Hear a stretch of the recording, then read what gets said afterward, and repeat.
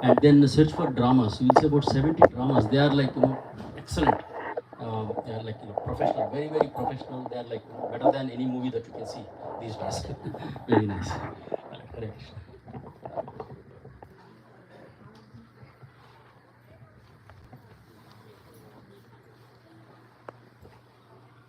नमो भगवते वासुदेवाय।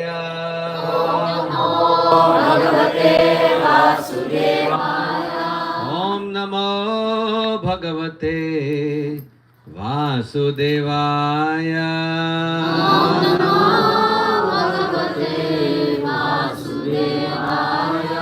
ओम ज्ञानतिमिरन्धस्य ज्ञानाञ्जनशलाकया चक्षुरुन्मिलितं येन तस्मै श्रीगुरुवे नमः। श्रीचैतन्यमनोभीष्टं स्थापितं येन भूतले स्वयं रूपा गदामह्यं ददाति स्वपदान्तिकं। वन्देऽहं श्रीगुरु श्रीयुतापदकमलं श्रीगुरून् वैष्णवांश्च श्रीरूपां साग्रजातां सहगना रघुनाथान्वितां तं सजीवं साद्वैतं सावधूतं परिजनसहितं कृष्णचैतन्यदेवं श्रीराधा कृष्णपदां सहगना ललिता श्रीविशाखान्वितां च। हे कृष्णा करुणा सिंधु दीनबंधु जगत्पते गोपेश गोपिका कांता राधा कांता नमोस्तुते। तप्त कांचना गौरांगी राधे वृंदावनेश्वरी वृषभानुसुते देवी प्रणमामि हरिप्रिये। वाञ्छाकल्पतरुभ्यश्च कृपा सिन्धुभ्य एव च पतितानां पावनेभ्यो वैष्णवेभ्यो नमो नमः। श्रीकृष्ण चैतन्य प्रभु नित्यानन्द श्री अद्वैत गदाधर श्रीवासादि गौरभक्तवृन्द। हरे Krishna Krishna Krishna Hare Hare Hare Ram Ram Ram Hare Hare.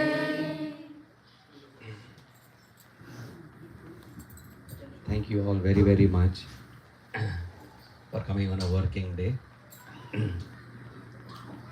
Just a few minutes back, we were at your proposed site of the new temple, and our hearts blossomed in joy. We had seen the proposed land. We came 2 years back, and there was only gravel and mud and nothing else. But today we saw a structure there coming up, and it gives us great joy to see that the seed planted by Prabhupada in 1969 at OSU in the Hitchcock Hall, when Prabhupada came here, attended by 2,000 young students at that time, when Prabhupada was there on the planet. And that seed planted has now blossomed into a beautiful, nice temple, which I'm hearing from the devotees and council members that it will be ready for public to attend. Haribol. Any around by next year. So that is even making it more exciting. Haribol. Haribol. Hope you are excited. Hare Krishna. Are we okay with this? Yeah. Is also excited. Hare Krishna. Okay. Haribol. Haribol.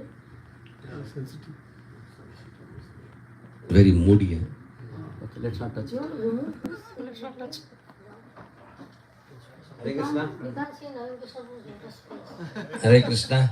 Mataji was getting. Thoda sa. Yeah. Okay. Yeah. Let's not touch it. Let's not touch for next 1 hour.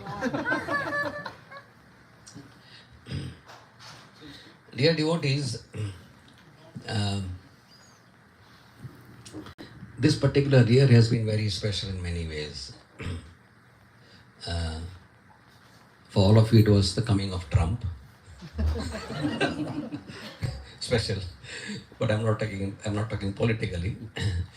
But one of the most important events which had a global impact, and just in the first quarter of this particular year, 2025, is the uh, largest gathering of human beings on the planet at the Holy Kumbh. Did some of you go from here, America? You went? Yeah, Hare Krishna. We are at one of the Varanasi residence house. Yes. His house is in Prayag also. Huh? He lives in Prayag. He lives in Prayag. Hare Krishna. Yes. So, one of my patients told me that that something like 67 crore people. Can you even imagine that number? Right? It's a mammoth of a number. Never heard before in any human gathering, practically. That's a staggering figure. Huh? Yeah, 6 million. Yeah. So that's a mammoth figure which happened, and so many people came there. So why do people come to? Why do you think is this huge amount of attraction to come to this place of Kumbh Mela? What draws such huge? Almost half the human civilization was there, almost like that, right? Half of India. Why do people gather in such large amounts there? What brings people there? Huh? We get moksha. Moksha. People come for moksha. What else? What are the benefits? What are the benefits of coming to Kumbh Mela? See, people are going there, they have got various ideas, various thoughts, various purposes to be fulfilled. What is the thoughts? They get purified. Yeah, The to sins are cleanse. washed away. Yeah. They come for association, they come for eradication of their sins. Everyone knows we are all, we loaded with sinful actions from the past lives, just like, etc. So they want to get purified, correct? Association is there. What else? Auspicious time and location. Auspiciousness. They want to add more auspiciousness to their life, correct? It's very, very rare occasion. Yeah, because it comes once. 144. This particular one was 144 years, right? So only once you can have that, unless somebody lives like Jagannath Babaji Maharaj, who lived for 145 years. You get to live once in your lifetime. Correct. So there are many such holy things happening.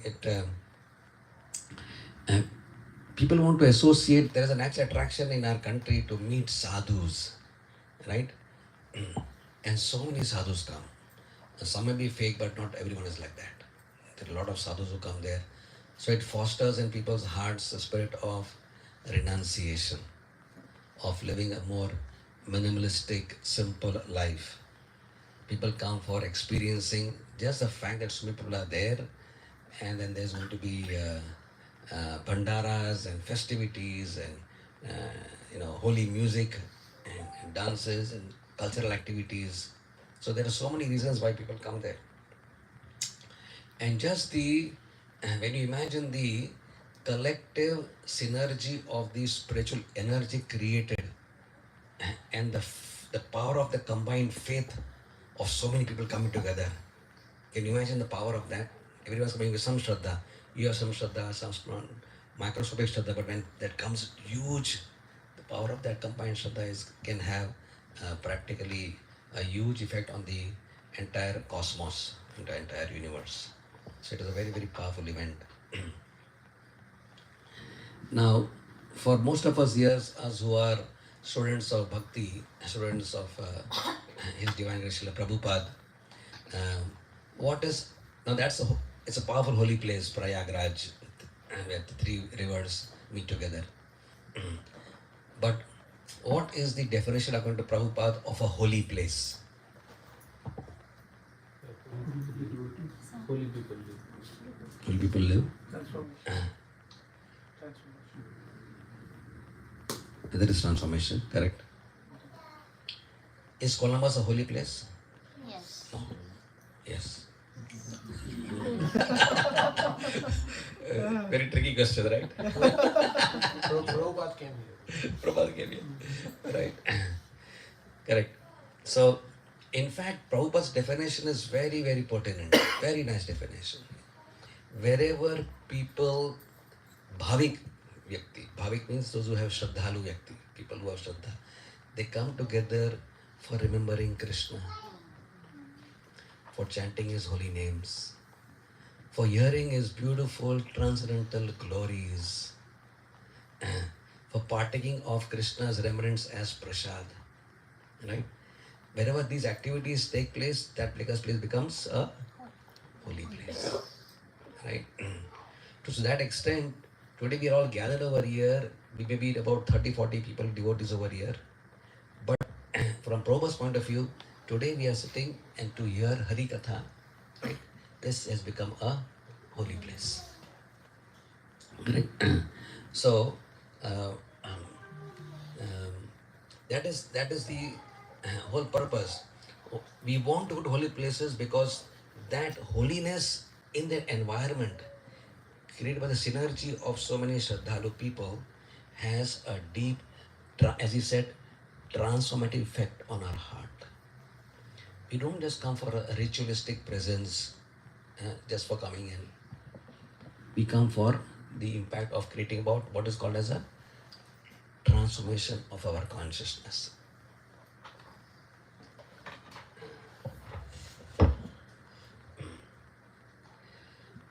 So, what happens in this transformation? To what extent this transformation can take place, and what is the ultimate climax of that transformation is very interesting to know.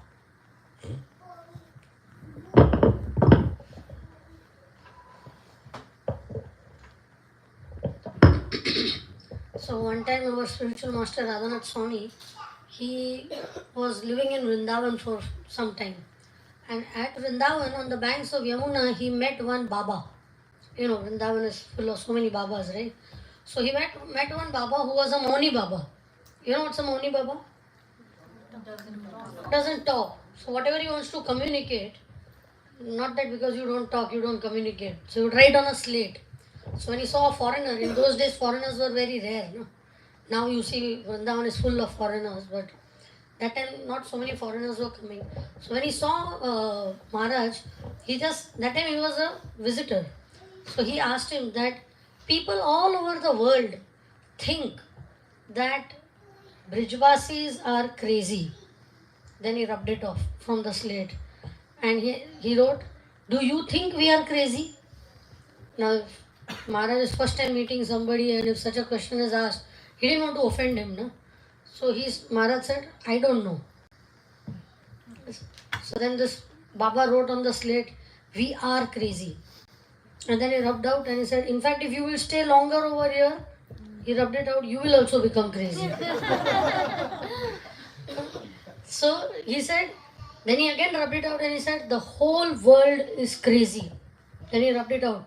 But the question is, crazy for what? That is the question. Crazy for what? Crazy for whom? Some people are crazy for money, some people are crazy for sense gratification, some people are different things, crazy for food, different things people are crazy for. They're saying, but we Brijvasis, we are crazy after Krishna. And then Maharaj narrated a beautiful Leela, that one time in Nanda Bhavan, you know what is Nanda Bhavan? Parikshit, what is Nanda Bhavan? House of Nanda Maharaj. So they had a joint family, right? They were all staying. There are 5 brothers. Does anybody know the names of all the 5 brothers? You know the name of the eldest brother? Upananda. So Upananda is the eldest brother, so he called a meeting of all the Brijvasis. It was like a head, like a serpent type of. So he called and he's saying, today we are meeting here to discuss a very, very, very serious problem that is happening in Braj. Management meeting. Even they used to have. It was a board meeting. Whatever. So they said, we have to discuss a very, very serious problem. And he said, our Krishna, he is such a great person. Either he is Vishnu or Shiva or Brahma or a big yogi.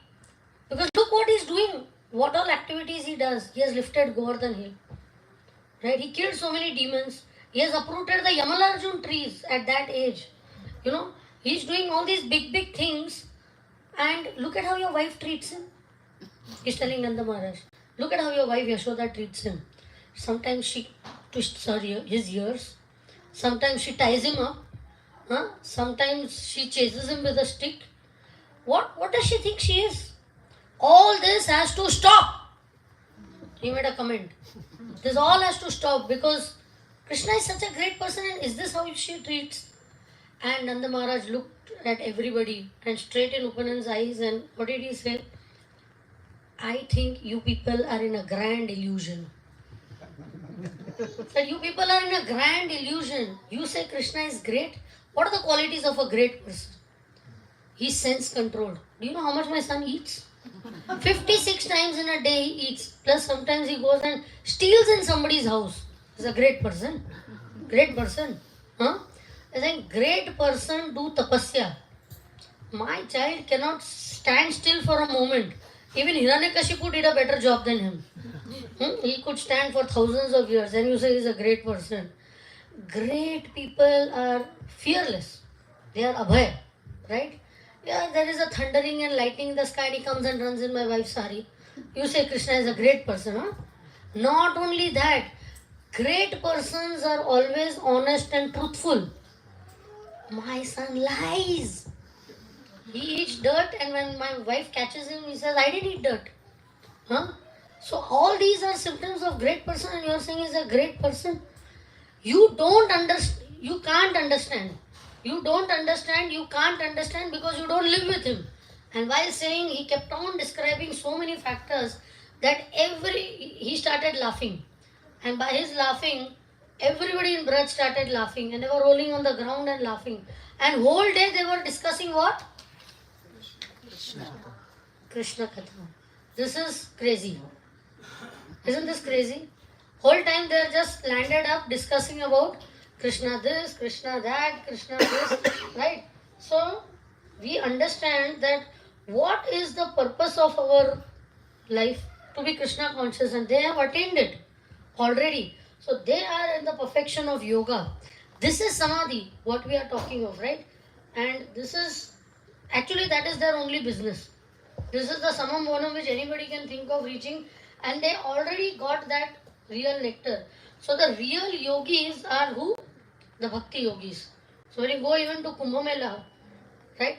Prabhupada made all these ISKCON temples where all those benefits which you mentioned about Kumbh Mela, purification, transformation, whatever you spoke about, association of sadhus and all, you are getting sitting in one place in every ISKCON temple without having to go to Prayag and do all that.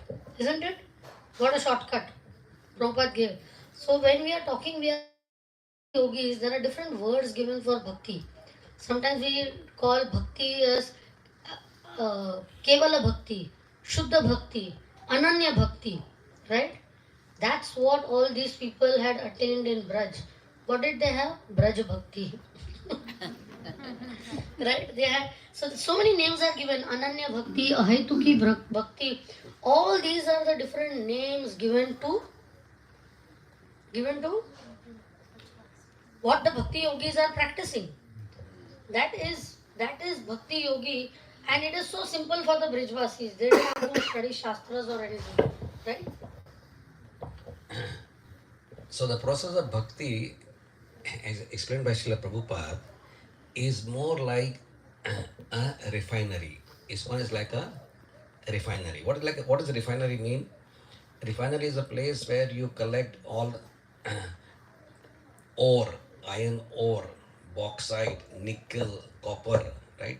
You dig out from the earth and you put it through a very rigorous process of purification and you get the copper outside. Very valuable things can get outside. So we are also going through this sort of process where we are like industrial diamonds, right? Which may look like a stone on the side of the road. But each one here sitting in this room is like industrial diamond. As we go through the process which Prabhupada has given to all of us, we will gradually start shining. We will see that transformation and we will become beautiful. And that diamond will be fit to sit in the ring of Sri Krishna's lotus feet. Right? That is the whole process. We are all going to get transformed. Now, we get transformed because we are all worshipping our Ishtadev is Krishna. Now, Krishna is the supreme personality of Godhead. Everyone agrees with that? What are the qualities of Krishna? Krishna is all attractive, all merciful, all. Anybody can say it. Let's all say it. Listen, we are all Krishna Bhakti. They should be doing more about now. All powerful, all beautiful, all knowledgeable. Mataji's all what? All renounced. All of this is still renounced. All wealthy, right? So Krishna is all this and even more, right? We can never reach even an end to Krishna's glories, right? They say even if you can make the oceans into ink, and all the trees convert into paper and write, still you cannot reach the end of Krishna's glories. That's how great Krishna is. Now when Krishna, let's take a reference from a beautiful sloka from the Srimad Bhagavatam. This is 3rd canto, 16th verse, text number 9. That you may have, those who have read the Bhagavatam will remember. This is from the chapter of the 4 Kumaras getting cursed. Now, Krishna is telling all that we said about Krishna. He said, so when he sits and analyzes how I become so great, how I become so great, right? Uska secret kya hai? So Krishna gives a beautiful statement. I need to take this. This table is small. Yeah. My lotus feet have become so sacred. Please hear carefully. This is Krishna's very frank admittance of what is the secret of his unlimited glory. Unlimited glory. My lotus feet have become so sacred that they immediately wipe out all the sins. The phrase used in the sloka is Kshata Akhila Malam. Kshata means immediately. Akhila means completely. Malam means all the impurity. Kshata Akhila Malam.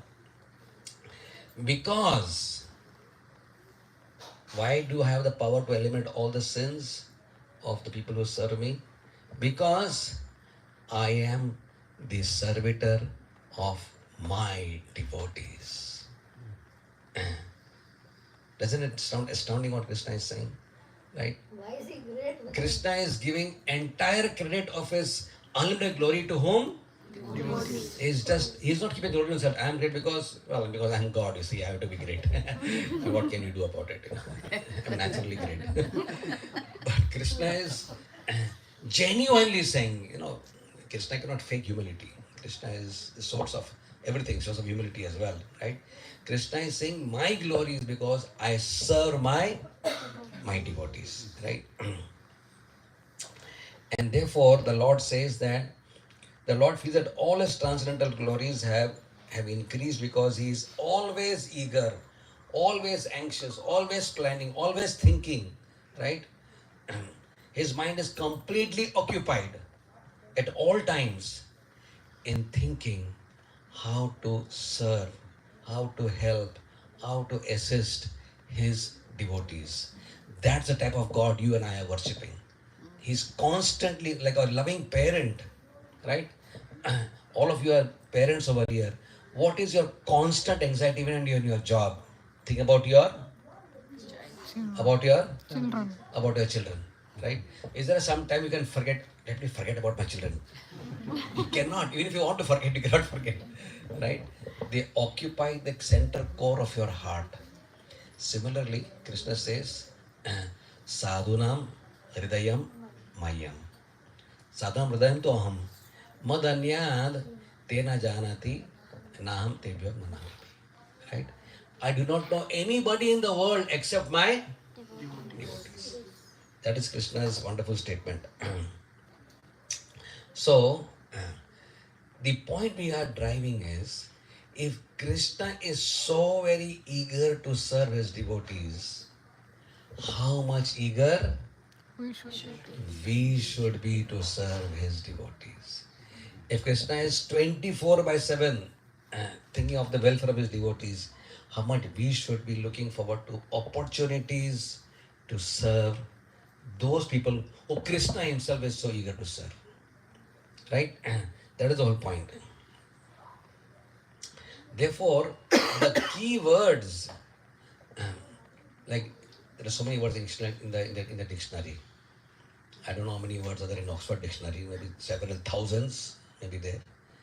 However, in the vocabulary of a Vaishnava, in the vocabulary of all of us as practicing, aspiring devotees, the key words which should dominate, which could dominate our consciousness, is words like servitor, servant, kinkara, and the most beautiful word is, of course, seva.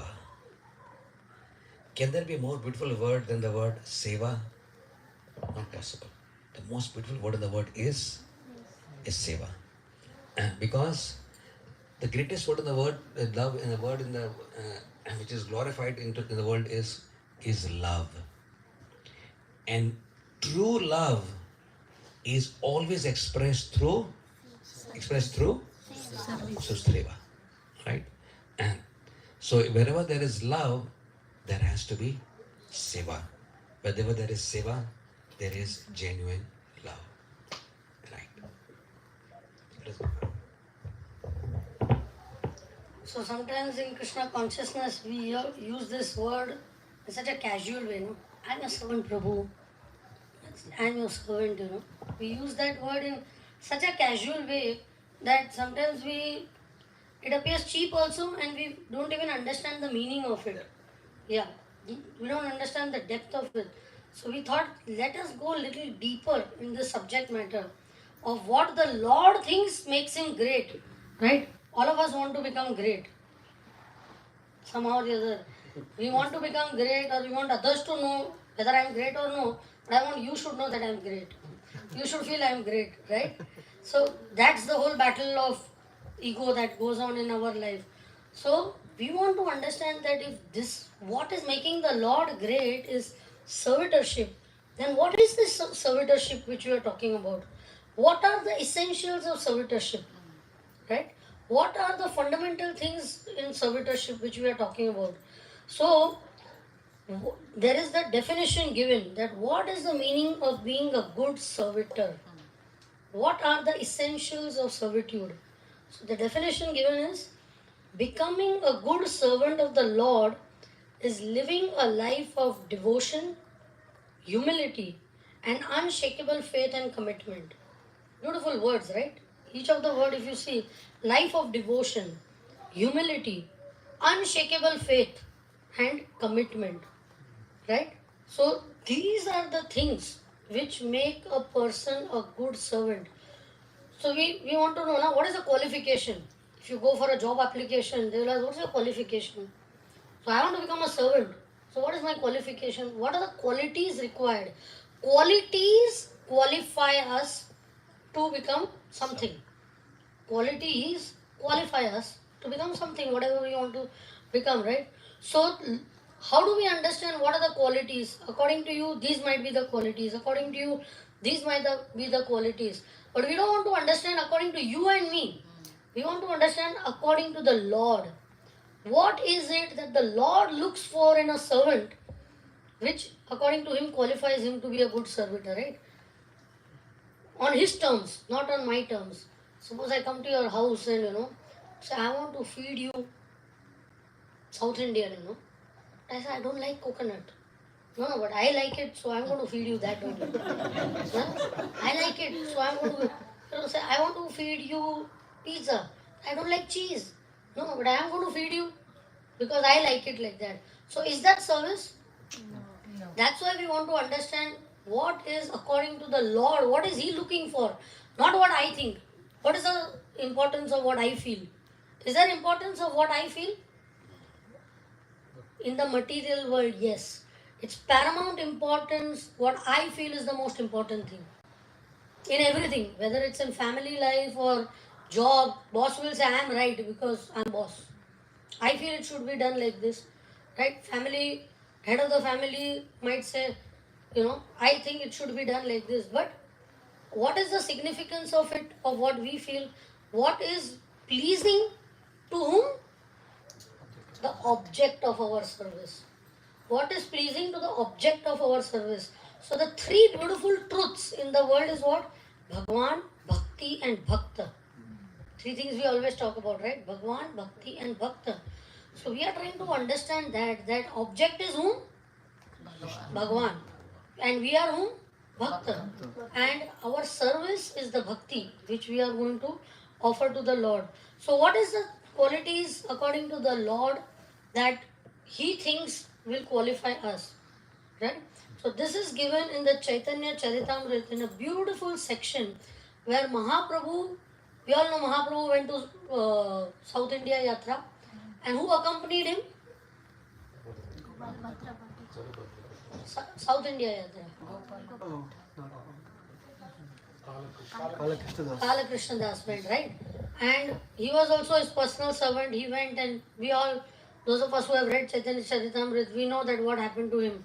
He got allured, he got distracted, and he left even though he was with the Lord, the Supreme Personality of Godhead, he still got distracted and left the seva of the Lord and went away. So Lord did not say anything till the trip got over, but as soon as he returned, he said, I don't want such a servant. I don't want such a servant. Right? So then next time when he was going to Vrindavan, again the devotees said that somebody has to come with you. So Nityananda Prabhu said, I will come with you. Why? Because I have travelled through all the holy places all over. I know everything. I can guide you the best. So Mahaprabhu said no. So the senior closest devotee said, I would like to come. So Mahaprabhu said, I cannot take anybody. I cannot take Nityananda Prabhu. I cannot take Mukunda because he is so soft-hearted. If I do any austerities, his heart is pained. And he will not tell me anything on my face. There are some people who tell you on their face. But some people, they will keep quiet, but they will make such a face and pained that you understand. Your face is the index of the mind.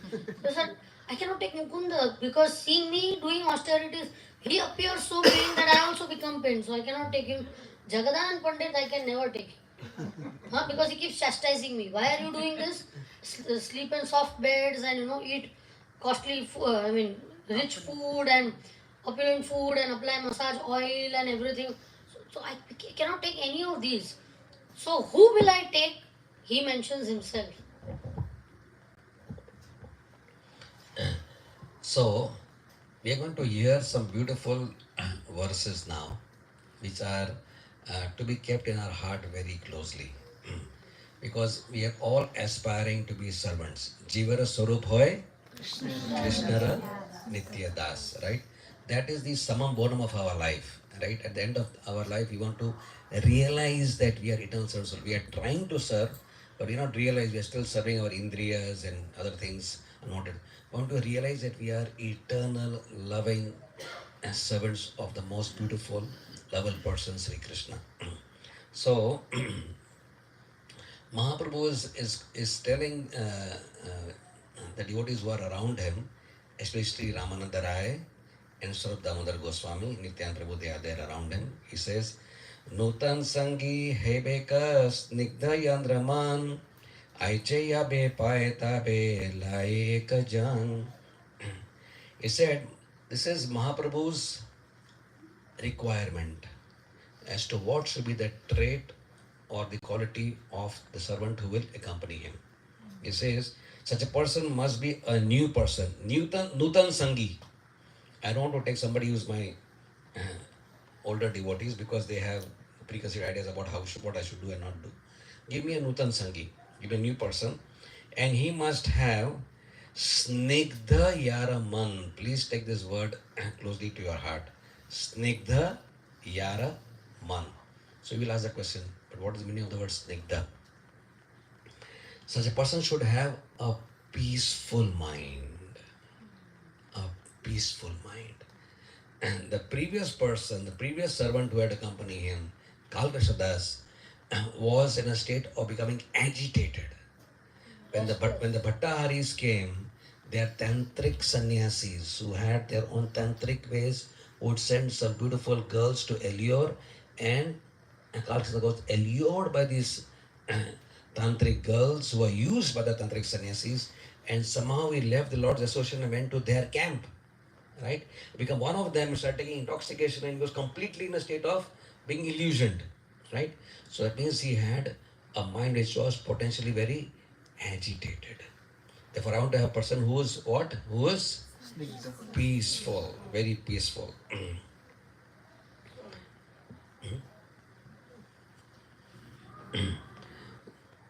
So, then as Mahaprabhu is putting forward his requirement, then Sarup Damodar Goswami says, okay, Sarup kahe, ei Balabhadra Bhattacharya, tomate susnigdha bada pandit sadhu arya. Right? So what he is saying, Sarup Damodar is telling is very, very wonderful. This is a very, very important verse. So, my dear Lord, this person I'm recommending to you, his name is what? Balabhadra. Everyone can say, his name is what? Balabhadra Bhattacharya. Previous one was who? So that person was a reject because he didn't fit the bug at all now. But now his name is Balabhadra Bhattacharya.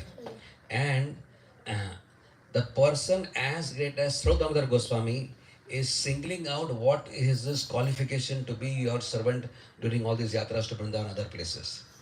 So he mentions 5 things. He says he is Susnigdha, he is Pandita, he is Sadhu, he is Arya, and he is already peaceful as you already said. So 5 qualities ultimately are singled out as requirements which the Lord looks forward in his servants. So we enumerate Snigdha, Susnigdha, Pandita, Sadhu, Arya. Okay? So, we are going to take this a little further, right? So, stay with the discussion, stay tuned into our the chain of thoughts, because this is going to draw us into deeper understanding as to what will make our service to the Lord most wonderful and pleasing to Him. When He has servants of this type, then the service they render is very, very, very pleasing to the Lord. So you mentioned the word snigdha. The word snigdha is like having a mind which is like a clear, beautiful pond. Right? A beautiful pond which is not agitated. If you look at the clear pond, it has got crystal clear water. It means the mind is free from all ulterior motives. Many times in our service, many times our mind, we do service, but we have some ulterior motives. I should be appreciated, I should be welcomed, I should be having some, people should recognize me, people should know me, that I have done it, my name should be there, plaque should be there, whatever. We may have different, I should get credit for what I have done. So we often do seva, but we do seva with mixed desires, because we are right now what is called as mixed devotees. We are not pure devotees, right? So a peaceful mind means it is like a clear pond. We were at about 2 years back, we were at a place called Shillong. We had gone for some medical work. My wife had also come, we both had gone. And then we went to a beautiful garden top on a mountain. And then from there, we could see Bangladesh just across, right? He said that place is called Silet. He said, Dr. Saab, aapko hum leke jayenge. We will take you to a place called as a river called Dauki, right? He said, what is great about this river? A river, so we have seen many rivers. River mein kya hai? No, sir, this is the cleanest river in the world, right? Because if you see that river from the top, it is like glass, right? If a boat is flying on the top of the river, you see it is like floating. You see from far, you just see that, and down below you don't see anything. It's like hanging in the air.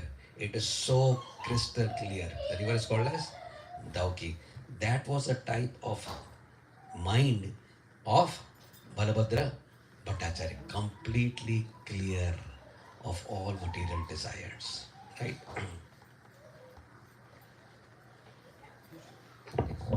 So he was talking about the two key words in this snigdha is what?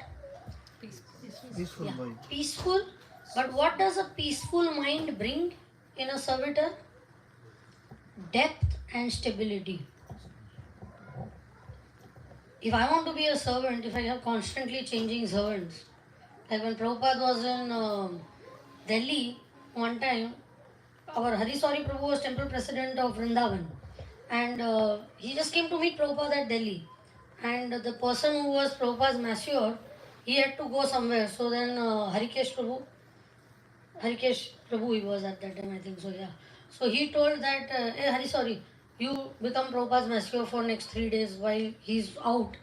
And you do. He said, I have never massaged, I don't know aim of massage, you know. So he said, just you observe today how he's doing and then for 3 days you do. So this person just gave him some tips, okay, you do like this, like this, like this, and he went away. So then now he is alone with Prabhupada. We all might hanker to serve the spiritual master, but when you are alone, it's not easy. You land up panicking and whatever. So it's too close to fire. So he came there and he started massaging. 5 minutes went good. After 5 minutes, the massage goes on for 1 hour, 45 minutes, 1 hour. All his muscles cramped up. He couldn't continue because he had never massaged in his life, and he started praying to Krishna that Krishna, this is the first time I'm doing. Please loosen my muscles. I have to serve Guru Maharaj. And somehow the other it happened, and then he gave massage, and Prabhupada liked it. The way he did it, he liked it. Sorry. Second day he did, third day he did, and then that person was supposed to return. But Prabhupada was supposed to go to Kurukshetra from Delhi, and that devotee didn't come back. So Harikesh Prabhu said, 2 more days in Kurukshetra also you continue. When we come back to Delhi and come to Vrindavan, you can resume your service as temple president. So he went with the whole entourage to Kurukshetra. He did the massage there also, and when they came back to Delhi and they came to Vrindavan, then Harikesh Prabhu told the devotee who was going to come that now we can change. So Prabhupada said, this is Western mentality. You like to keep changing things. Don't change. He's doing good, keep him. He did not like change too much, right? So whenever there is sometimes we become servants, but we are like shooting stars. I want to do, I want to do, I want to do. But then after some time we feel bored of the seva, or we become inconsistent in whatever we are doing. But the Lord looks for consistency in seva, whatever we are doing. Keep doing consistently. What is the meaning of doing consistently? What is the meaning of doing it consistently? No, how does the Lord translate it? That means that you are valuing what you are doing. You understand the depth of the fortune you have got of doing it. Only then you can continue. Otherwise, if I don't realize the value of it, I take it and I leave it, right? And that means I am going deep into the service. Yeah, I like it, whether I like it or I don't like it also, but I am doing it because I know for whom I am doing, and I have to continue to do it. So that is why Chaitanya Mahaprabhu is saying that this quality is very important, and that can come only when a person is peaceful and non-agitated. Because agitation is what? At the drop of a hat for all of us. Something happens, we get agitated. Somebody does something, somebody says something, we get agitated. And the first thing you feel like doing is what? Give up the seva. Who wants to do all this jhamela?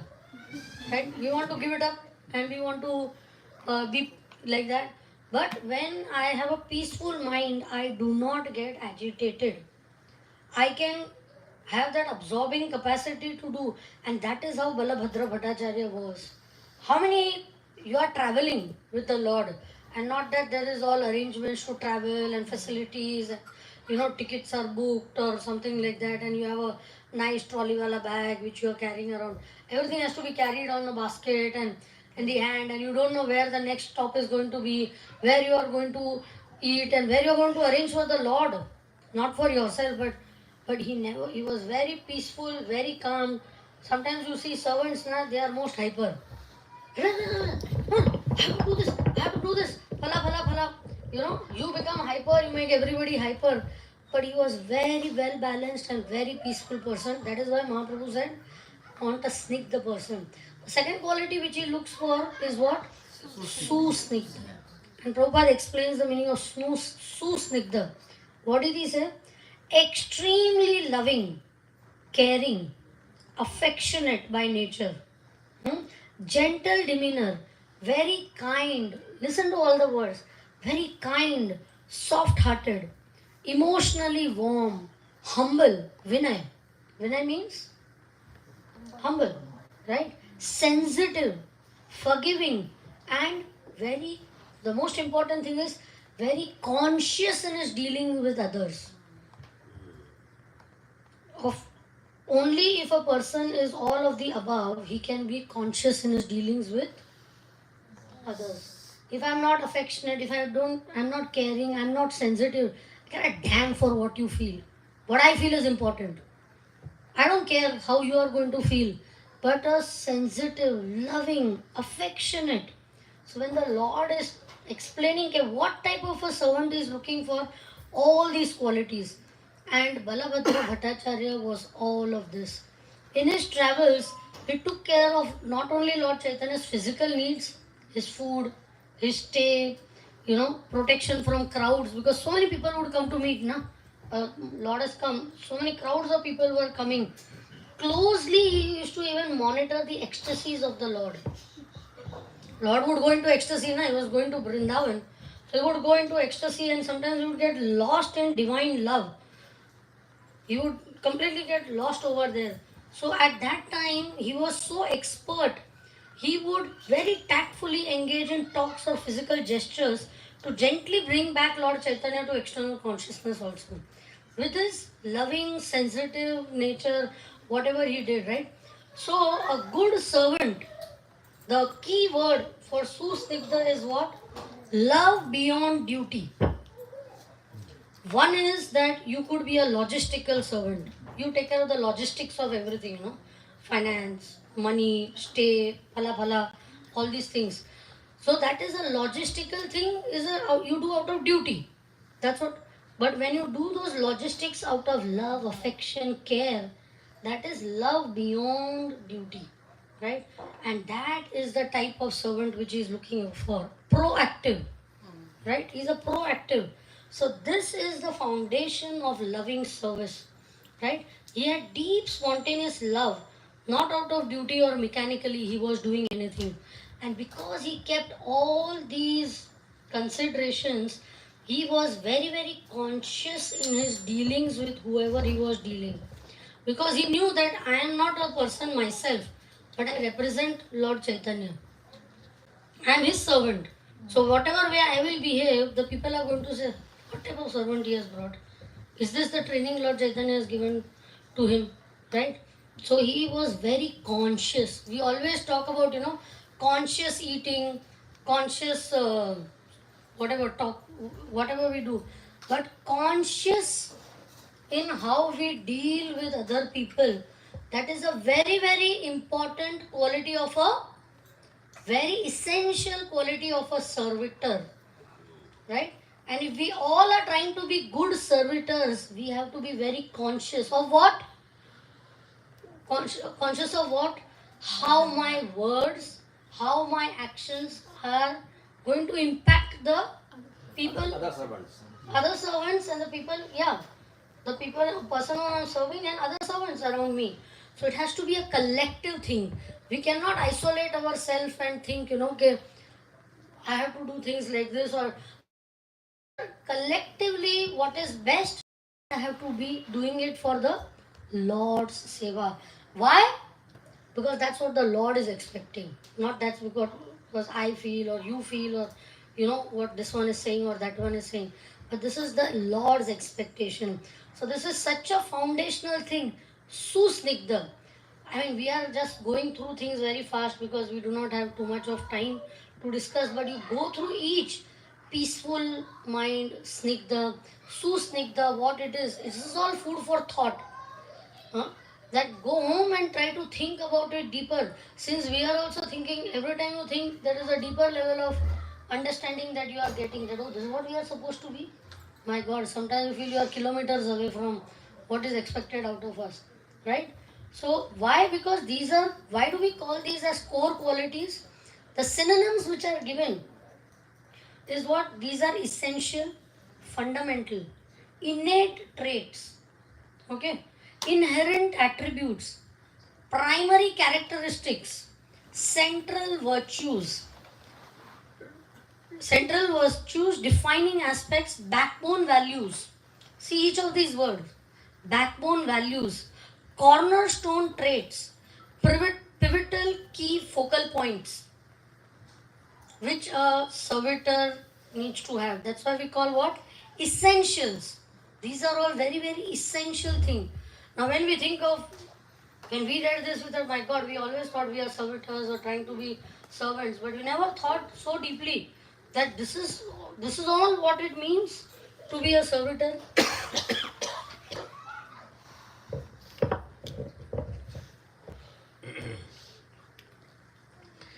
So this is not enough. This is, the qualities are even more deeper. There is more to it. So we said about Snigdha, then we talked about, so Snigdha, what is the third one?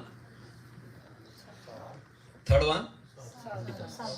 Sadhu, fourth? Pandita and Pandita, fifth is? Arya, right?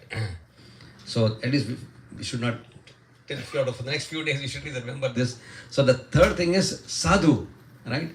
Now when you say Sadhu means, Sadhu we think is Dadi wale, Jatadhari, Bhagwadhari, right? Hath mein Trishul or whatever, right? No, sir. This is external format of a sadhu. Which you see a lot of Kumbh Mela mein aise sadhu log, you know, Naga Babas and all things, a lot of sadhus are there like that. But in the Vaishnava parlance, in the Vaishnava vocabulary, this is not about externals of a sadhu, right? There could be a sadhu who has no dadi, no bhagwa, no jata, right? What are the sadhu? He is a very righteous person, a very virtuous person, right? And that is called as a sadhu. One who is very saintly in character, very saintly person, who is self-controlled and has no impulsive behavior. Ask ourselves how often we get impulsive. We become how many times we reflective behavior, and other is called as what? Reactive behavior. Most of the time, what are we doing? We react. Suddenly, you know, our daggers are drawn and we are immediately ready to attack. When you say, how can you say that? Why did you say that? Right? We challenge people, we react, and you know, we confront people, right? But a person who is more reflective, he will be able to digest that, and then with proper rumination, the right way, he will give the perfect response, right? That is the person who's got, that means the person is very saintly. He has no impulsive behavior. Right? So that is the meaning of being a person who is fixed in dharma and has no personal ambition. That is a saintly character, is called as a sadhu. Right?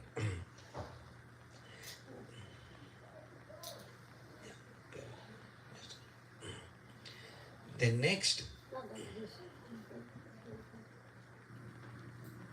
yeah.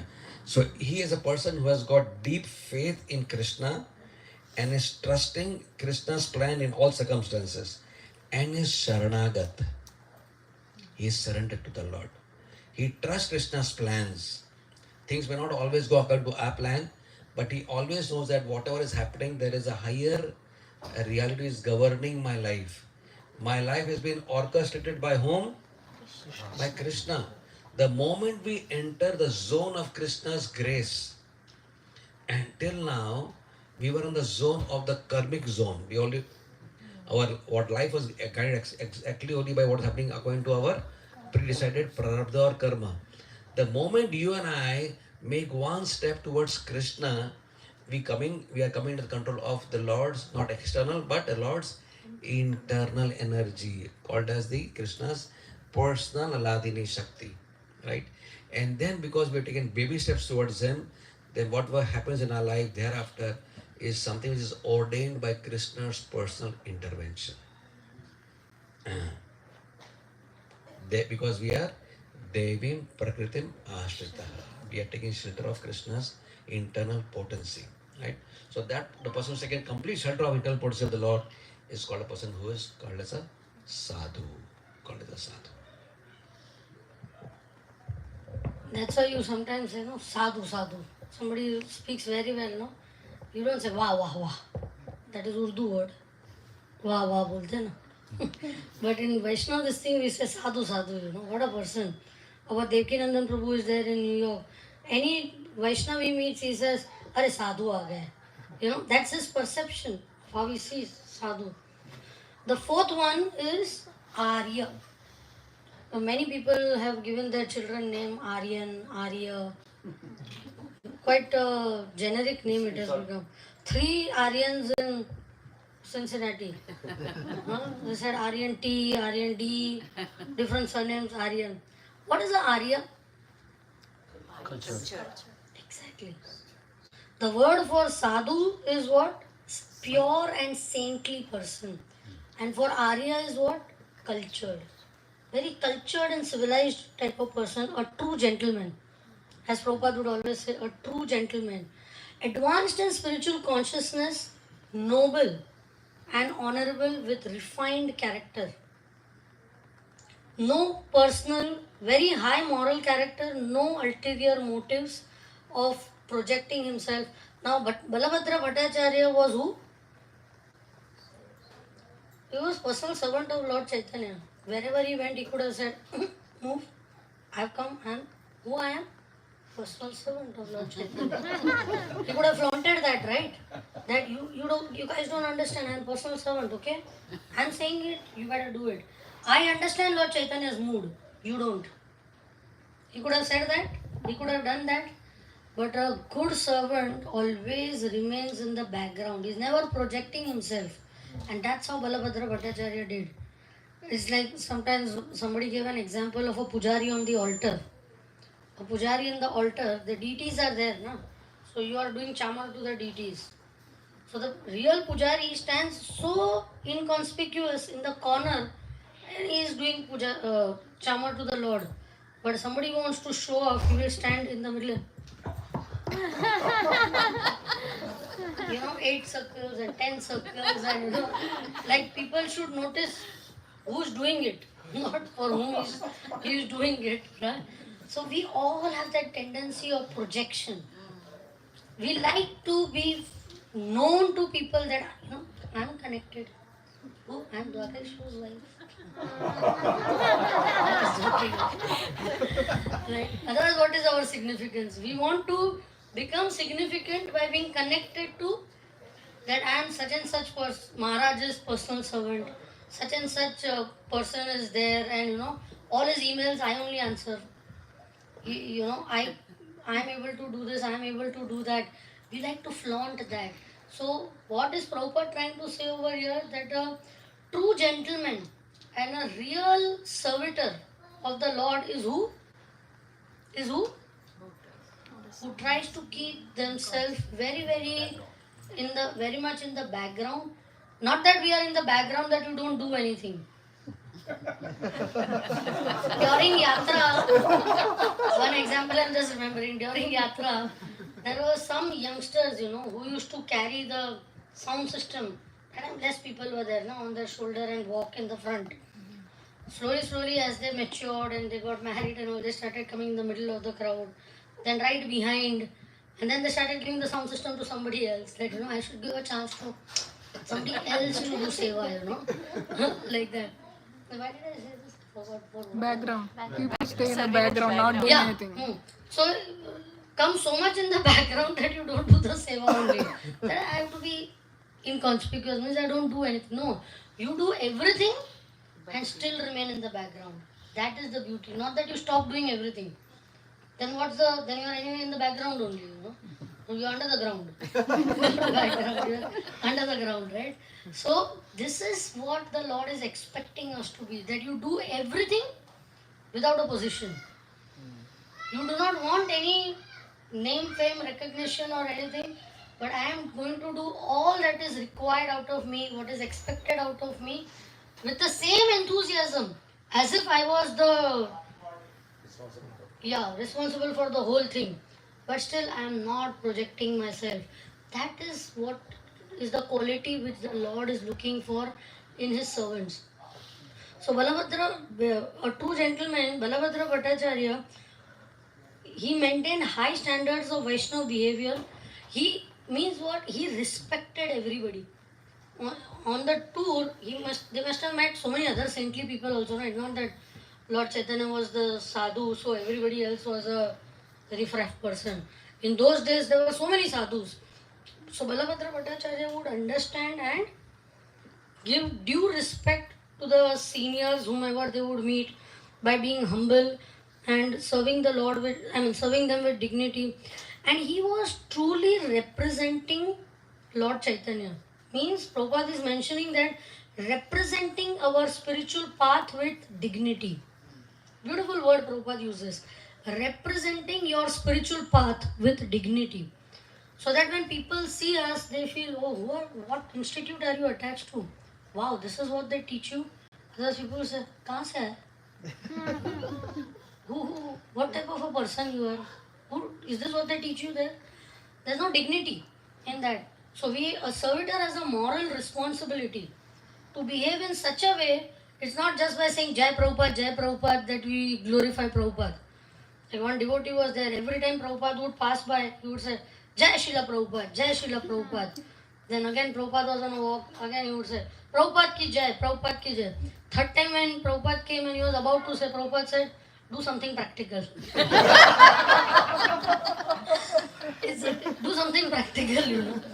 So that is what is expected, that we represent, because if we are behaving in a particular way, right, if you are disrespectful to people, not only outsiders, insiders, if people feel disrespected, even amongst ourselves, if they feel disrespected, if they feel hurt, if they feel offended, then we have to 100% understand that the Lord cannot be happy with us and He will not treat us as a good servitor.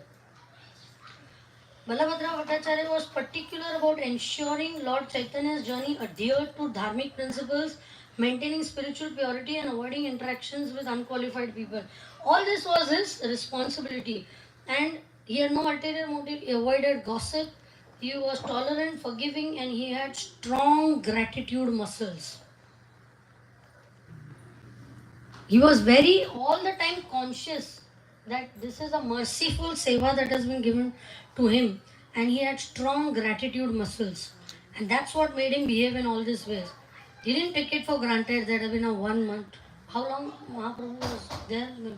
For 1 or 2 months, if you are there, first 5 days you are all excited, you know, my seva. Then slowly, okay, you know, like, you know, God, yeah, I have to do this again, Then it becomes like a burden.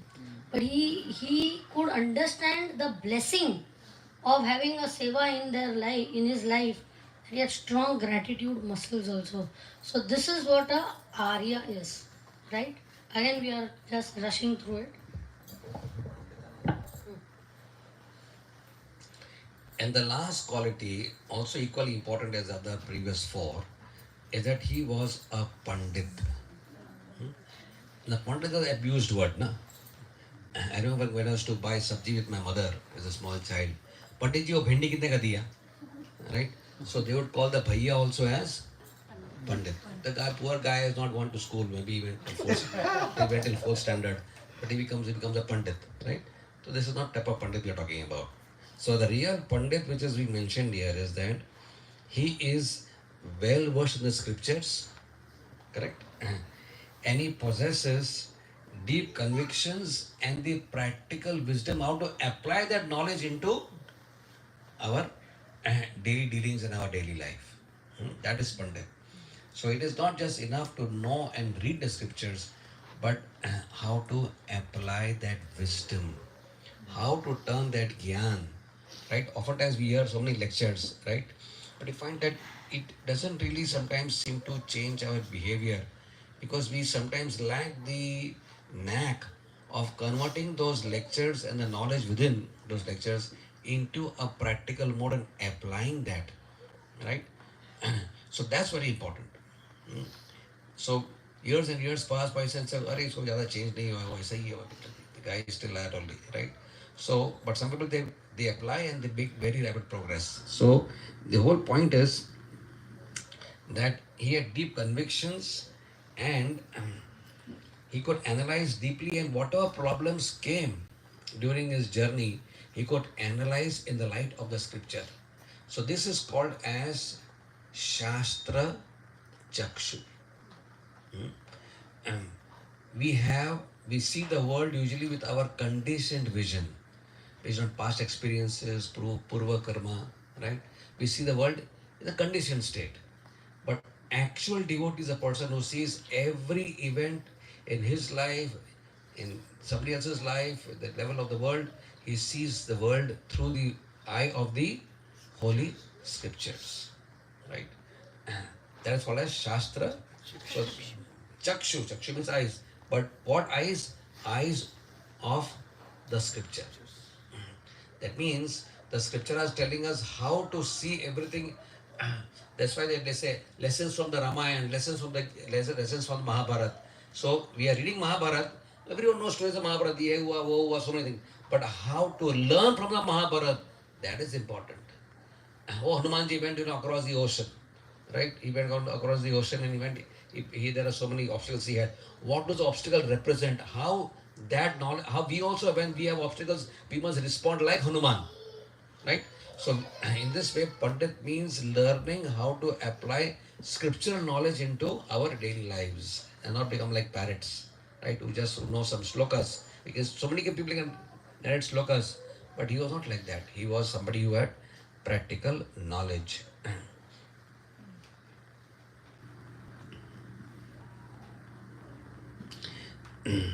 Therefore, when we have these traits which we talked about today, then we can understand what is the value of this word called Das. When we take Diksha from the spiritual master in our society, we are called as Das and Devi Dasi, right? Dasi.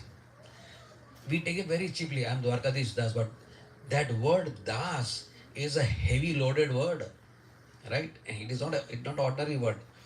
And only when I truly live a life as per these qualities do I really am doing justice to that word, Dwarkadish Das, right? Or Ramatirth Das, correct? Very important. So,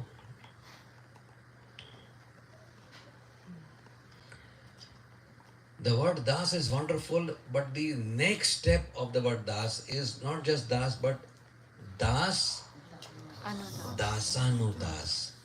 There is a very wonderful thing which happened when the devotees had come to Jagannath Puri. As you know, people will come from Kulinagram, Adi Saptagram, from Srikhanda, from Navadip. All of them would come for 4 months and stay with Lord Chaitanya for 4 months, right? And they would celebrate the Rath Yatra and many festivals. After 4 months are over, then they would be bidding farewell and go back.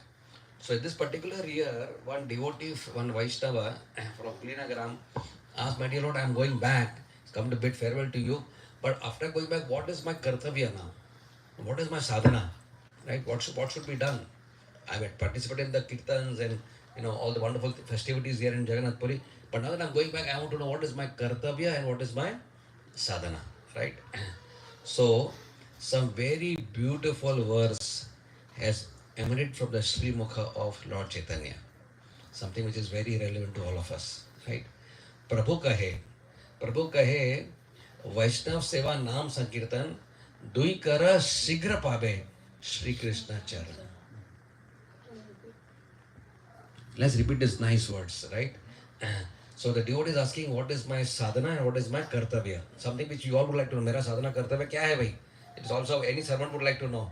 Prabhu kahe, say please repeat. Prabhu kahe, Vaishnav Seva Naam Sankirtan, Vaishnav Seva Naam Sankirtan, Dui Kara Shigra Shigra Pabe, Shigra Pabe, Shri Krishna Charan. Sri Krishna Charan. Right? So this verse is giving us the crystallized essence of two activities which should become the most important activities of our life. Most important activities of our life. Yes, we want to responsibly do our duties as a family person, as a mother, as a wife, as an employee of a company, all that is there. But simultaneously, the most important activities we're going to do is two. Therefore, when we are told the Yuga Dharma is, what is Yuga Dharma of this age? Chanting Hare Krishna, right? Hare Nam Eva Kevalam Kalau Nasteva Nasteva.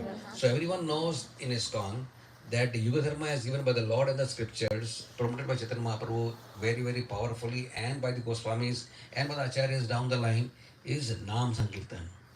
However, Bhakti Thakur, taking deeper analysis of the scripture, said there is not one, but there are two Yuga Dharmas in the age of Kali Yuga. One of them is chanting Hare Krishna. The second one is serving the Lord's devotees. As Mahaprabhu has spelled out in his verse, Dui Kara, both are essential, right? Because when we serve Krishna's devotee, we don't forget the beginning of the discussion that the Lord's greatness he attributed to why? Because he is serving his devotees, right? So when we serve those people, those personalities who are very dear to the Lord, Krishna is very, very, very, very pleased, right? Like they say in English, there's a saying, I think in America they said, love me, love my dog. If you go to somebody's house and you say, hello, how are you, wonderful, you embrace them and the dog starts coming to them, you do that to the dog and that fellow will completely, you dare deal with my dog like this? But he will say, hello, how are you, Leo, wonderful, wonderful. Say, he loves my dog, so I love him also, right?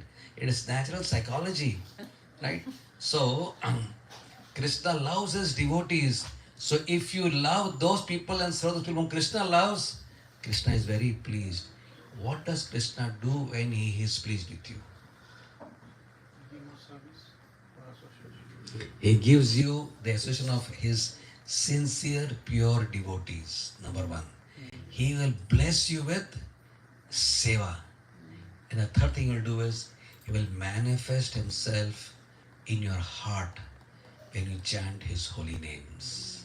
Hare Krishna, Krishna Krishna, Hare Hare, Hare Ram, Ram Ram. These are the three things will happen when Krishna is pleased with you. Please remember. Number one, what will happen?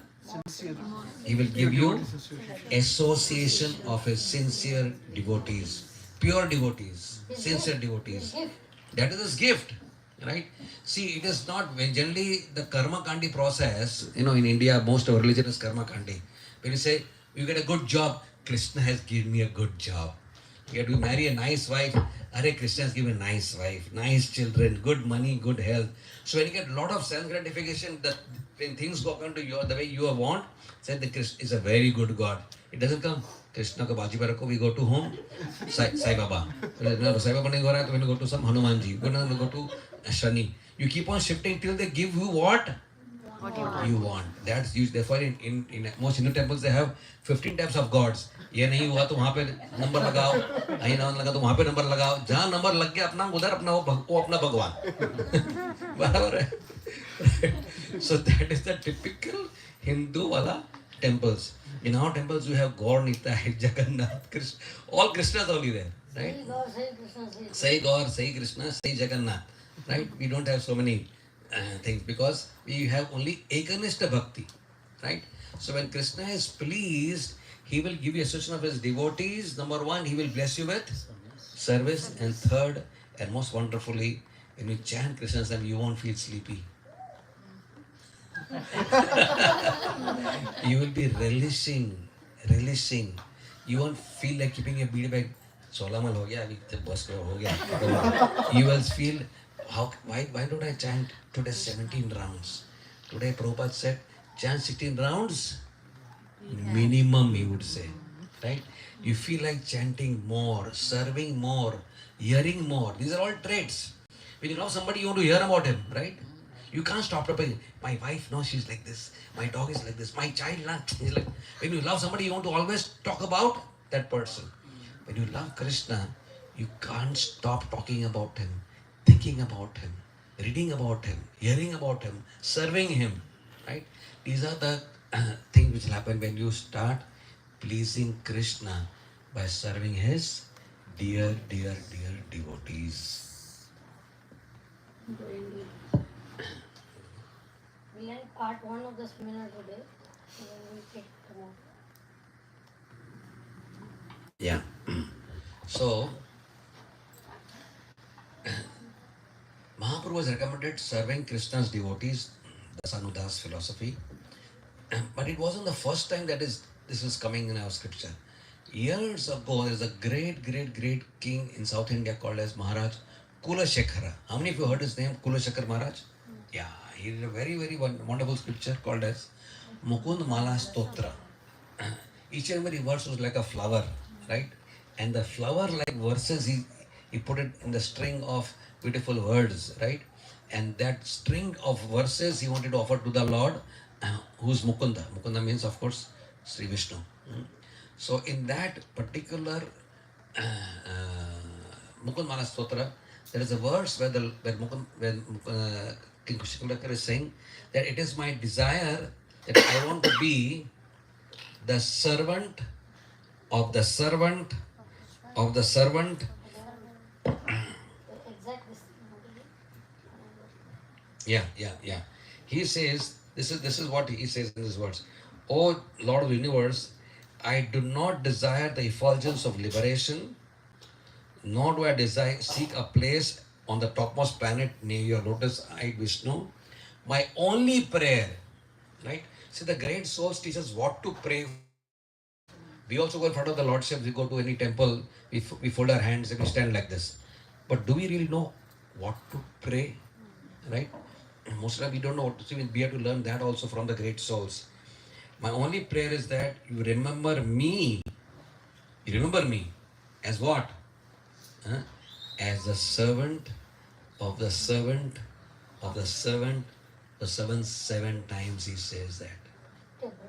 Bhritya. Right? He wants the Lord to know him as what? Not the great guy, the great donor, a great musician, a great kathakar. No. We have this, some of us we have this traits, or a great manager, or a great coordinator, or a great puchari. No. These are all external things. My Lord, I want you to remember me as what? As a humble servant of the servant of your servants. I want you to remember me in that way. Right? That is what his actual desire is. He wants to live a life of complete humility as a servant. In the material world, being a servant is a very... So क्या करता है? I'm serving, servant. What is the big word in the material world? Boss. Right? Big boss. Big boss. Not just boss, but big boss. But usually material and spiritual are quite diagonally opposites. Right? In the material world, you want to become a big boss. In the spiritual world, you want to become insignificant servant of the Lord. Right? Even if like a small squirrel. Because even if you're insignificant, Lord Ram will definitely notice. He's not just noticing Nal, Neel and Hanuman. The Lord will also notice Choti si Gilleri ko bhi he will see. Because he is serving the servant of the servant. Correct? So if you go home and people will ask you that, how was the program and what did you learn? You learned how to become a good servant. Jhadu pocha, how to do that good. As I said, why we want to learn how to become a good servant? Because that's the greatest thing. That's why when you know the value of something, you can appreciate it a lot.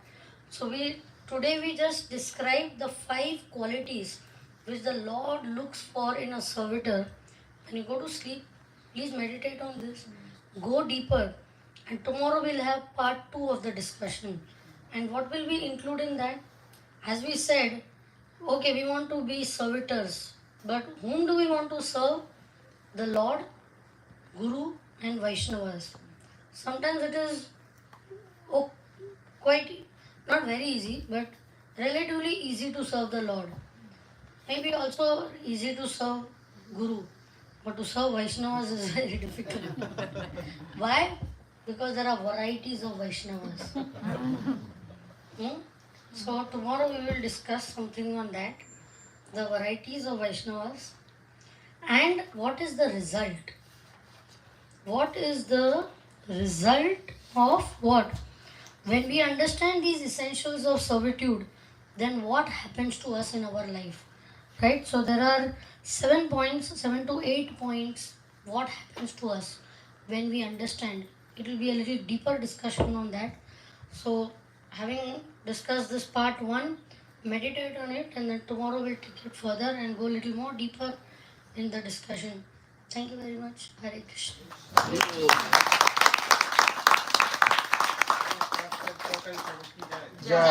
This is the beauty of what Prabhupada has given us, that every purport, this whole thing Prabhuji was reading for Gaur Purnima, Chaitanya Charitamrita, this section about Balabhadra Bhattacharya. As soon as he read these 5, he's saying, my God, he told me, sit. Listen what Chaitanya Mahaprabhu is saying. And he's saying, I think we need to go deeper ourselves. First, try to understand it, at least theoretically.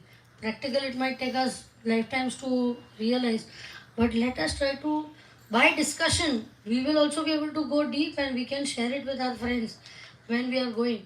So there's a whole seminar which we'll do today and tomorrow is a result of this one shloka from the Chaitanya Charitamrita. So when Prabhupada said that if you can actually understand one chapter, one shloka, one line, your life can get transformed. Right? So this is what is Prabhupada's power. Hare Krishna.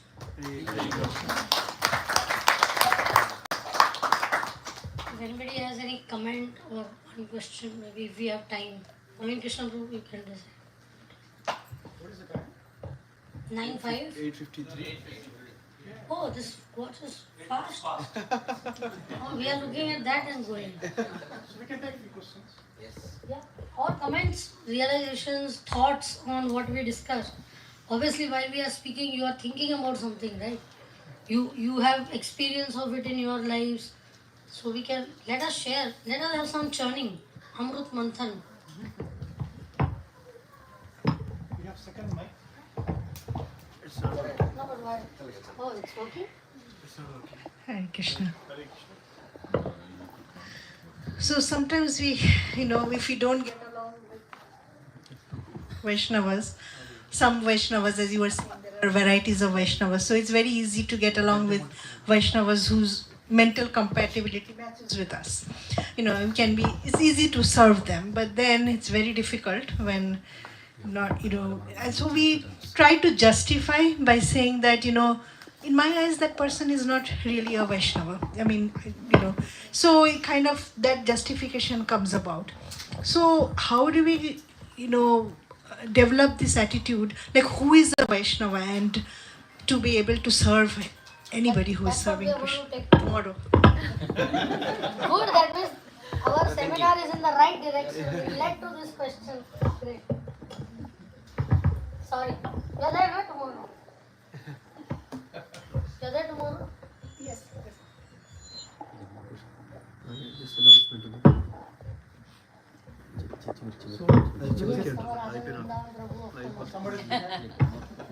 Well, Chaitanya Mahaprabhu, who knows everything. So the disparity, not the right word, but the first Kala Krishna Prabhu's service and the Balabhadra service. So what is the parallels? Because even Krishna, his own son, Narakasura, he killed. He loves women. So he started first account with the Putana. He loves cows and calves, so he also killed calf. So there are so many things are there, what he does, at the same time, what he teaches.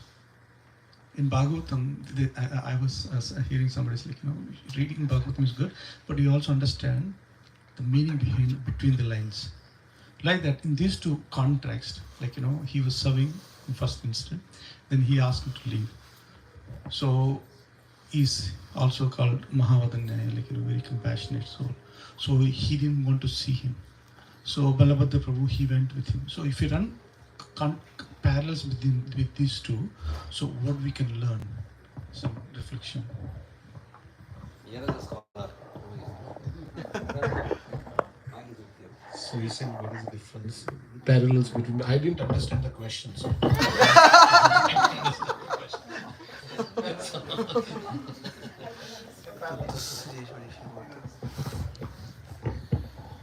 Whatever the Lord does is instructive for us, right? Even though he is Mahavadanyaya, that doesn't, not that even though he is Mahavadanyaya, that's why he dealt with Kala Krishna Das like this.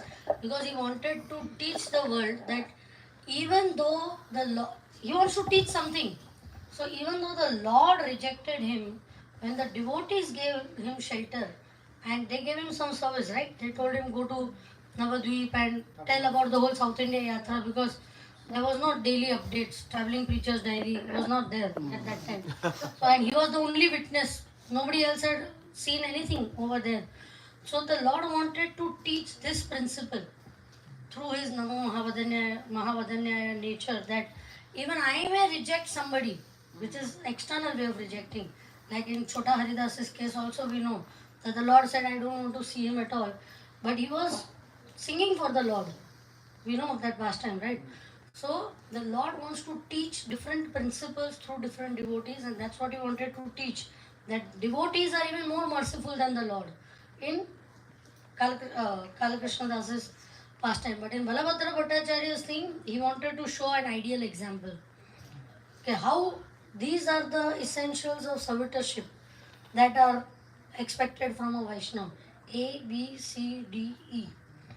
And we have taken such a superficial way of telling. You can whole day keep thinking of one particular thing. Peaceful. How to become peaceful, non-reactive, not restless, like that type. Affectionate. Well, how can I become affectionate? By my nature, I am a rough person. That means I can never become a servitor. No, but it's all part of training. Refining. That's why he said, Prabhupada said, ISKCON is a refinery.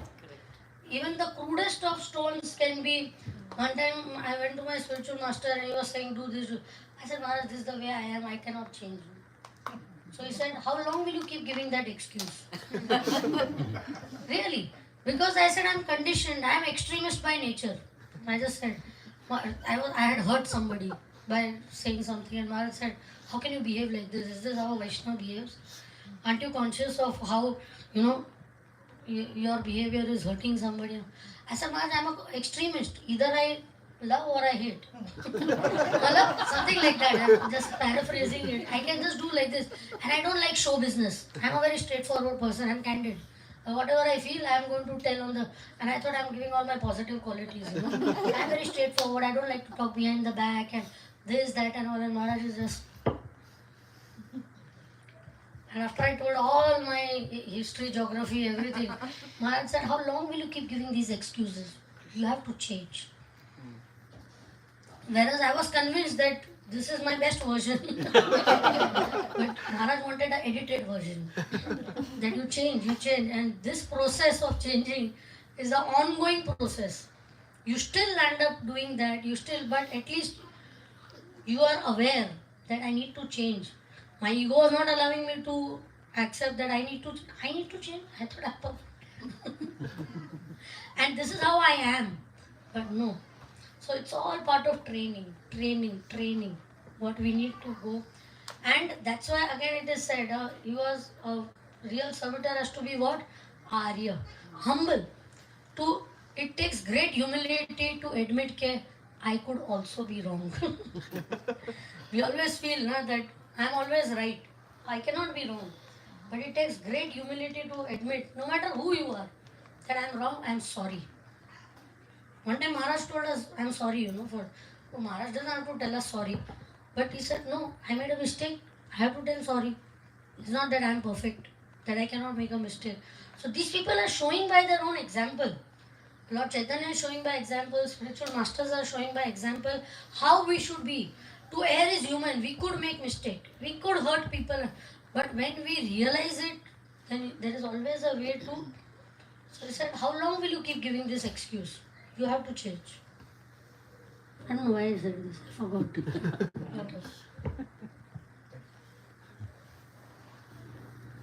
Also in that story of Karl Krishnadas left the association of the Lord, right? But the Lord did not let him say, Daya, let him go, right? The Lord went to their camp and fetched him back. So the servant will leave the Lord, but the Lord will not leave his servants. That is the glory of Krishna, right? If we fall prey to so many bad habits and bad conditionings and we fall back from our service, but the Lord says, if you have served me even once, the Lord will still somehow the other orchestrate our life such that He will give us chance to come back to His lotus feet. That is the Lord's greatness. Right? So He saved him. He is Mahavadanyaya.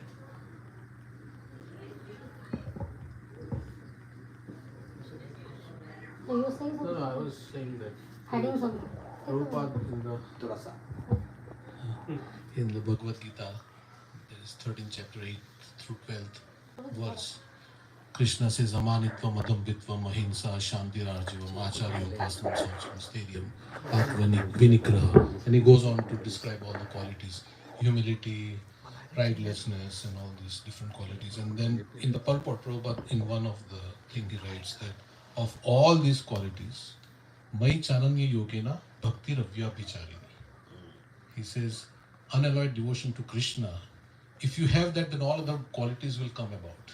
He said like that. So, of course, I'm not saying we don't have to cultivate those qualities, but anarthas will not go from the heart until you engage in devotional service with the right consciousness. Then only anarthas will go in the heart. And so that's what I was thinking also, that when you chant the holy name with attention, Cheto Darpana Marjan, all these things are there because there is envy in the heart, there is lust, anger, greed, and it won't go until we need help from Krishna, and the help has come in the form of the holy name. So without that, and of course we have to cultivate also. This is such a beautiful point. It's talking about sadhana, chanting, right? So the beautiful statement is what? Good sadhana enhances service. And good service enhances our sadhana. Right? If we are doing good sadhana, then automatically you feel like serving well.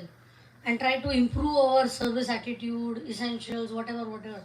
And when we do good seva, then as he said, Krishna reveals himself in the holy name, your sadhana gets enhanced. So the process is so beautiful. Everything is interconnected. I am too busy doing sadhana, I have no time for seva. And I am so busy doing seva, I can't finish my rounds. I don't have time to read Prabhupada books. I don't have time to associate because I am too busy serving. No, it doesn't work like that. Everything has to be in balance. This enhances that and that enhances this. So beautiful, right? Which is more important?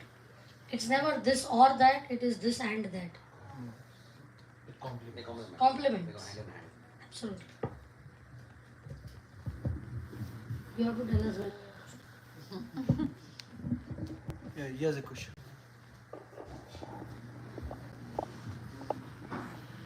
Hare Krishna Mataji. So you just mentioned that service and the chanting both have to go balance, right?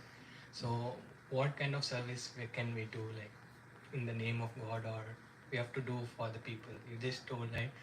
Even the devotees are itself God's this thing. So how can we do service to the people as well as to the God? Can you give some examples? Rohit, there is a servant is available. We need a lot of servants. So I do not stay in this place. I came from Mumbai, but these devotees who are staying here, they have a whole list of lot of services there. In fact, they're looking for people like you, right? They would definitely be able to guide you properly in how to really engage yourselves. We have a volunteer seva group in WhatsApp. Bolo.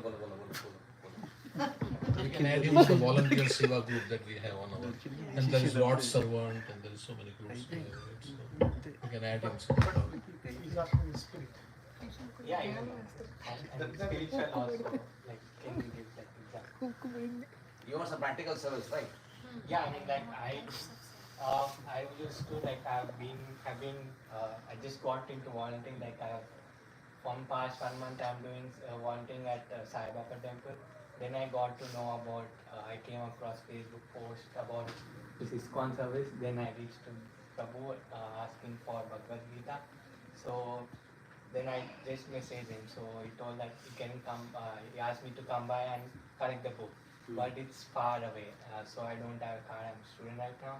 So somehow I joined the group. Then I saw that there was a sale over here. I just stay here in the blue center, and then somehow I just came over here. It's all about. You just stay in the association and everything will happen. Yeah. As we said, Krishna's biggest gift to us is the association of wonderful devotees. Yeah. Association so much matters. If you associate with drug addicts, you would have become a drug addict. If you associate with drunkards, you'll become that. Womanizers, you'll become that. You are associating with devotees. So please relish this gift which you have got, and as to how to do practical engagement, that they are all there to guide you. Thank you.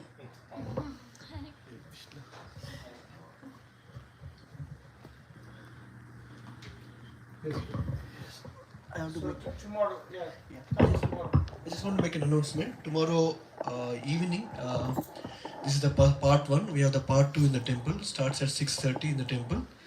And today Prabhu gave a prelude how to not become Basanubas but Dasanudas. So hope you all liked it. And this coming Friday, we are screening a movie. It's about the life of a Purandara Dasaru. It's one of the Kannada saint from the Karnataka, and what he did one day of his life, and how, like, when he wake up in the morning and when he retire to the bed. So what is the whole thing he did in a particular day? It's all documented in this movie. So the movie is screening at Inox theaters. It's near the downtown Target Center. So please come on Friday at 6:30. If you need more information, please see me so I can provide more details as well. Thank you. We also have a movie to share. We're talking of servitorship, and this year we had the great fortune of doing a drama on one of the greatest servants of the Lord, Tulsi Maharani. We did on the glories of Tulsi Maharani, that type of a servant without which the Lord cannot do. He will not accept any offering without Tulsi, right? Everything he will take only with Tulsi. So how she became such a great servitor, we have shown in the drama. So if there is a WhatsApp group, we would like, who has... Columbus WhatsApp group. So please, we will share it. Kindly do watch it. It is not Tulsi Maharani from a Karmakand angle is a different way to see it. But we have done a Gaudiya Vaishnava presentation of the role of Tulsi Maharani in the history of Vaishnavism. So it's a completely different perspective. Till now there has never been a drama done on Tulsi Maharani, and you will love seeing the connection of over the centuries, how she has become the perfect servant in glorifying the Lord.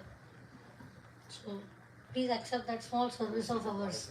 Tulsi, the goddess of devotion. You can put it and do watch it. Hare Krishna.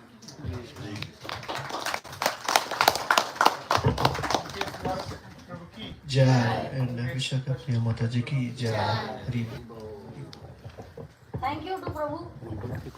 Manish Prabhu, and you want to say something, Prabhu? Manish Prabhu.